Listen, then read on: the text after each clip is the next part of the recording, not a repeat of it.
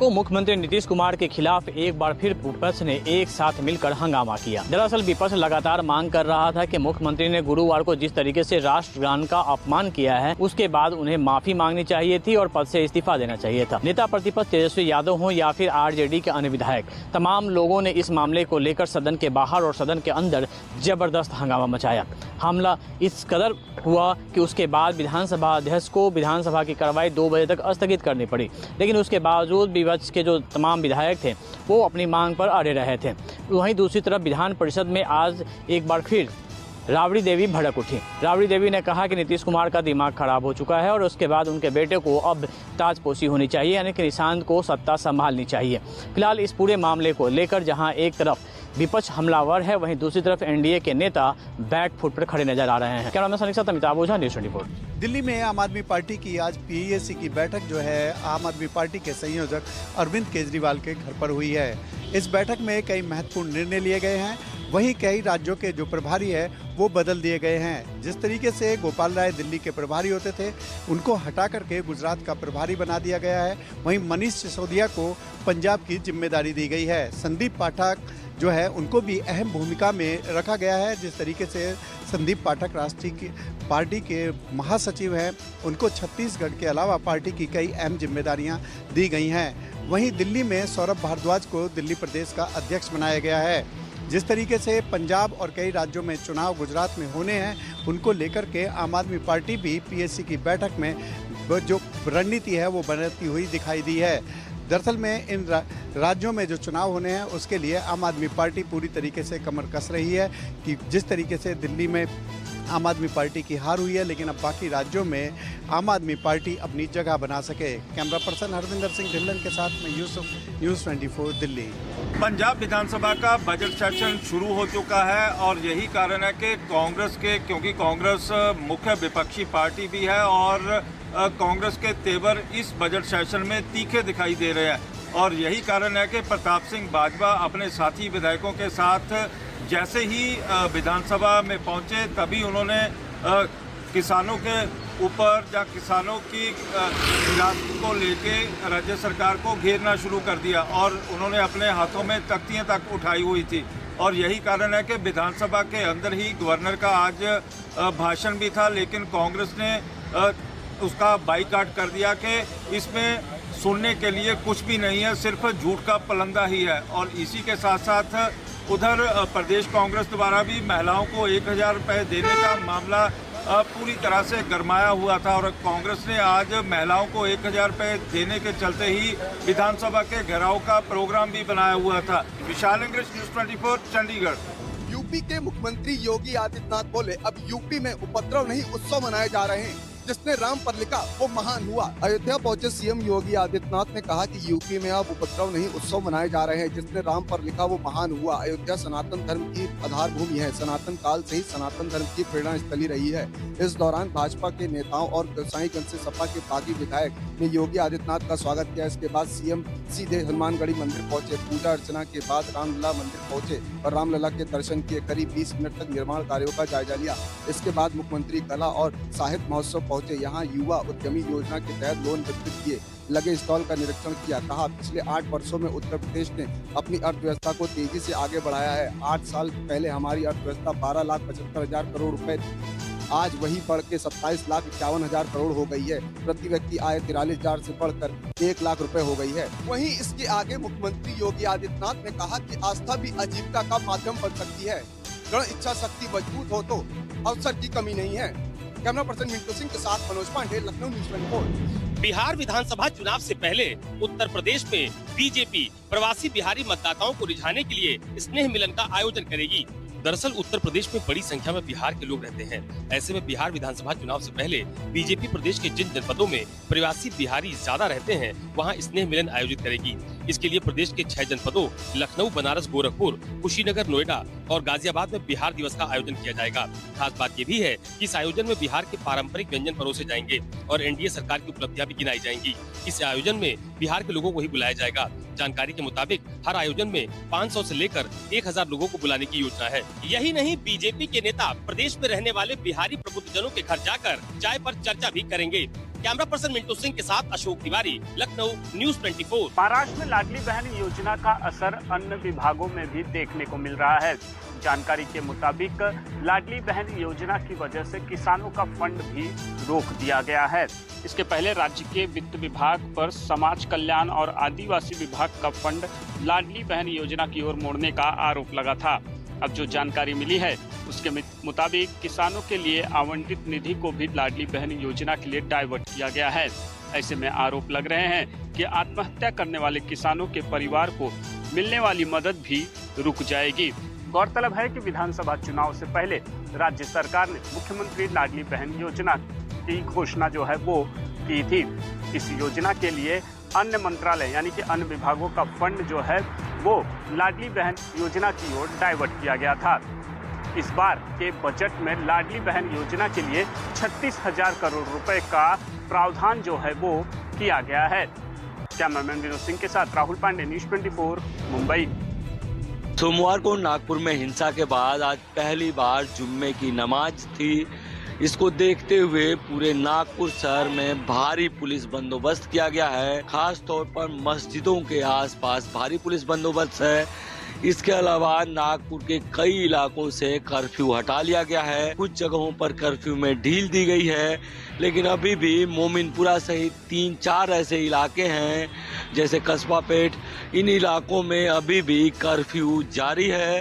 भारी पुलिस बंदोबस्त है। इस बीच पुलिस ने अपनी जांच तेज कर दी है।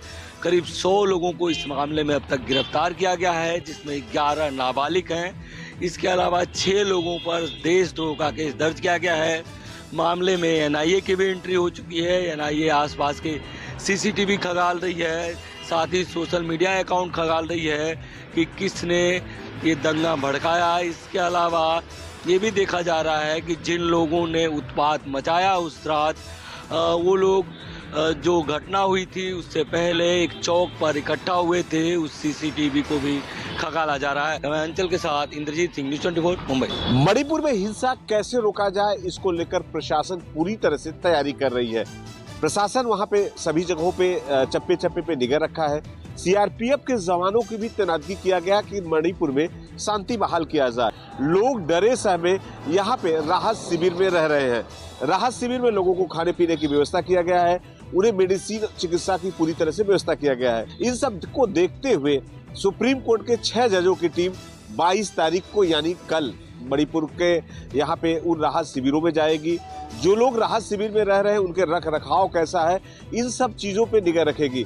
यानी 6 लोगों की जो प्रतिनिधियों की टीम है मणिपुर राहत शिविर का दौरा कर रही है और पूरे यहाँ पे जो दौरा करने के बाद सुप्रीम कोर्ट को इस बात का वहाँ पे जानकारी देगा क्योंकि यहाँ पे जिस तरह से अशांति है और उसके बाद ये जज यहाँ से जाकर जिस तरह से सुप्रीम कोर्ट को अपना संदेश देंगे, फिर से मणिपुर में एक बार शांति बहाल हो सके। कैमरामैन पंकज के साथ मनोज पांडे, न्यूज 24।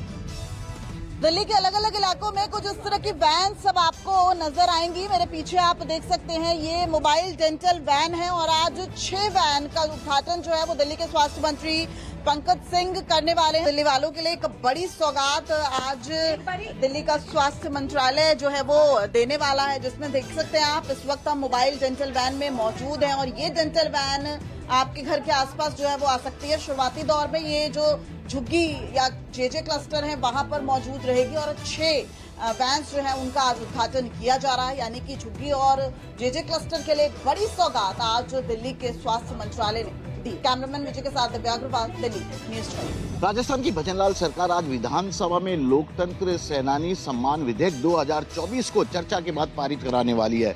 दरअसल इस विधेयक के जरिए सरकार आपातकाल के दौरान जेलों में ठूस कर निरुद्ध किए गए लोगों को पेंशन और चिकित्सा सुविधा के लिए राशि देने का प्रावधान कर रही है। जब भी राजस्थान में सत्ता बदलती है तो इसे लेकर जबरदस्त राजनीति भी दिखाई देती है। वसुंधरा राजे की जब सरकार थी तो उस वक्त ऐसे लोकतंत्र सेनानियों को पेंशन और 5,000 रुपए का चिकित्सा भत्ता देने का प्रावधान किया था। 20,000 रुपए हर माह पेंशन दी गई थी। रोडवेज की बसों में फ्री यात्रा की सुविधा दी गई थी। लेकिन अशोक गहलोत की सरकार जब बनी थी तो उन्होंने इसे बंद करा दिया था। अब भजनलाल सरकार स्थायी रूप से इसे लागू करने के प्रावधान इस बिल के जरिए लाने की कोशिश कर रही है। राजस्थान में आंकड़ों के के अनुसार 1400 से भी ज़्यादा लोकतंत्र सेनानी इस वक्त मौजूद हैं और उन्हें इस बिल से काफ़ी उम्मीदें हैं। कैमरामैन विक्रम सिंह भाटी के साथ श्रीवत्सन, जयपुर न्यूज़ 24। संघ के अखिल भारतीय प्रतिनिधि सभा की बैठक बेंगलुरु में शुरू हो चुकी है। ये बैठक आज से शुरू होकर रविवार तक चलेगी। इसका उद्घाटन संघ प्रमुख मोहन भागवत ने किया। आपको बता दें कि इस बैठक की शुरुआत भारत माता के चित्र पर पुष्पार्चन करके हुआ है। अखिल भारतीय प्रतिनिधि सभा के दौरान संघ कार्य के विस्तार पर विचार विमर्श किया जाएगा। विजयादशमी 2025 से विजयादशमी 2026 तक शताब्दी वर्ष के रूप में मनाया जाएगा। बैठक को लेकर संघ की प्रेस वार्ता भी हुई। बैठक में बताया गया कि इसमें सबसे पहले समाज में विशिष्ट योगदान देने वाले लोगों को श्रद्धांजलि दी गई। इसके बाद संघ की वार्षिक रिपोर्ट पेश की गई। संघ की वार्षिक रिपोर्ट दत्तात्रेय होसबोले ने पेश किया। उसमें मुख्य रूप से उत्तर दक्षिण विभाजन, मणिपुर के हालात, बांग्लादेश में हिंदुओं की खराब स्थिति और चौथा महाकुंभ की सफलता पर सरकार की प्रशंसा थी। 2 प्रस्ताव भी इसमें पास होंगे। प्रस्ताव ये है कि बांग्लादेश में हिंदुओं के साथ जो अन्याय हो जा रहा है उस पर प्रस्ताव पेश होगा। इसके अलावा 100 वर्षों में संघ की यात्रा, उस पर भी एक प्रस्ताव पेश होगा। बैठक में संघ से जुड़े कुल 32 संगठन हिस्सा ले रहे हैं। ये बैठक 3 दिन तक चलेगी और कुल 1480 पदाधिकारी इस बैठक में शामिल हो रहे हैं। कुमार गौरव, न्यूज़ 24 दिल्ली। मेरठ में सौरभ हत्याकांड तंत्र मंत्र और अंधविश्वास का नतीजा हो सकता है।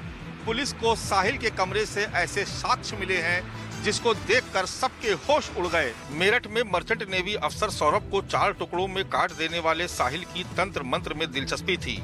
वो सीए की पढ़ाई कर रहा था, लेकिन कमरे में एक तांत्रिक की तरह रहता था। छोटे छोटे अनुष्ठान और मंत्रों को सिद्ध करने की कोशिश में लगा रहता था। पिछले 2 साल से उसने अपने बाल भी बढ़ा लिए थे और लड़कियों की तरह जूड़ा बनाने लगा था। उसने पेंटिंग भी सीखी थी। लोगों से मिलना जुलना बेहद कम कर दिया था। वो अपने कमरे में क्या करता था ये सिर्फ मुस्कान ही जानती थी। अपने कमरे में उसने ऐसे चित्र बनाए थे जिन्हें देखकर कोई भी सहम जाए। पुलिस की जांच में सामने आया है कि वो तंत्र क्रियाएं भी करता था।